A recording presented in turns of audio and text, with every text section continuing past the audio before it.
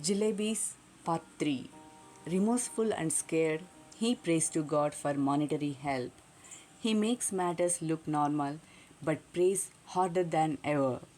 The inevitable happens, though somewhere along the way, he notices the divide between the fanciful and the factual. There was a shade giving tree beside the railway tracks. I sat under it and wondered whether there could possibly be a more unfortunate child than me in this world. When the coins had first created a racket in my pocket, the entire matter seemed so simple and straightforward. Eat jalebis with the fee money and then pay the fee with the scholarship money. I thought that 2 and 2 added up to 4 and could never be 5. How was I to know that sometimes it added up to 5 as well? Had I known that I would get the scholarship the next month, I would have postponed my jalebi eating program to the next month as well.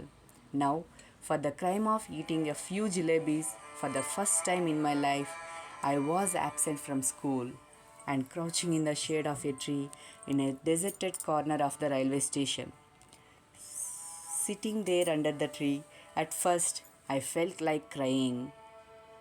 Then I felt like laughing when it struck me that the tears I was shedding were not tears but drops of jalebi syrup. From the jalebis, my thoughts went to the fee, and from fee to Master Ghulam Muhammad's cane, and from his cane, I thought of God. I closed my eyes and began to pray. Allah Mia, I am a very good boy. I have memorized the entire namaz. I even know the last 10 surahs of the Quran by heart. If you wish, I can recite the entire Ayat al Kursi for you just now. The need of your devoted servant is only the fee money that I ate the jalebis with. So, alright, I admit I made a mistake. I didn't eat them all by myself, though I fed them to a whole lot of children too. But yes, it was a mistake. If I had known the scholarship money would be given next month, I would neither have eaten them nor fed them to the others. Now, you do one thing, just put 4 rupees in my bag. If there's a paisa more than 4 rupees, I will be very displeased with you. I promise, if I ever eat sweets with my fee money again, then let a thief's punishment be my punishment. So, Allah Mia, just this once, help me out. There is no shortage of anything in your treasury. Even our chaprasi takes a whole lot of money home every month. And Allahji, after all, I am the nephew of a big officer. Won't you give me just 4 rupees? After the prayer, I offered namaz, recited 10 surats, Ayat al Kursi, Kalma e Tayyab, in fact, everything that I remembered. Then I blew over my back saying, Choo! Then, after saying Bismillah, I realized that what they said was only true. No one can erase what fate has decreed. Forget 4 rupees. There weren't even 4 paisa in my bag.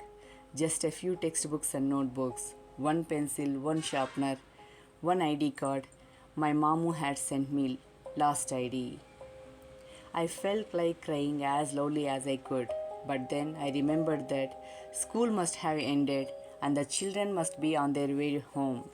Tired and defeated, I got up from there and walked to the bazaar and waited for the school bell to ring so that when the children came out, I too would walk home with them as if I had come straight from school. I didn't even realize that I was standing near the jalebi wala's shop. Suddenly, the halwai called out, Kyo boy, shall I weigh a rupee's worth? Don't want jalebis today? I felt like saying, I won't eat your jalebis today, but I would sure like to roast your liver and eat that instead. But I wasn't feeling too well that day, so I simply moved away. The next day, I did the same thing. I got dressed and left home, went up to the school gate, and then turned off to the railway station. Under the same tree, I sat and began to say the same prayers. I repeatedly pleaded, Allah Mia, at least give it to me today. Today is the second day. Then I said, All right, come, let's play a game. I will go from here to that signal. You secretly place 4 rupees under this big rock. I will touch the signal and come back. What fun it will be if I pick up the rock and find 4 rupees underneath. So, are you ready? I am going towards the signal. One, two, three. I went up to the signal and returned smiling. But I could not find the courage to pick up the rock. What if the coins were not there? But then I thought, what if they were? Finally, after saying Bismillah, when I lifted up the rock, this big hairy worm got up and curling and twisting wriggled towards me. I screamed and ran away and once again touched the signal. Then, crawling on my hands and knees, I reached the tree. I tried my best not to let my eyes stray towards the rock, but as I picked up my bag and was about to leave, I had to look once again at the rock. And do you know what I saw there? I saw Mr. Worm coiled on it, comfortably staring at me. I walked away thinking, tomorrow I will do wazu, wear clean clothes and come here.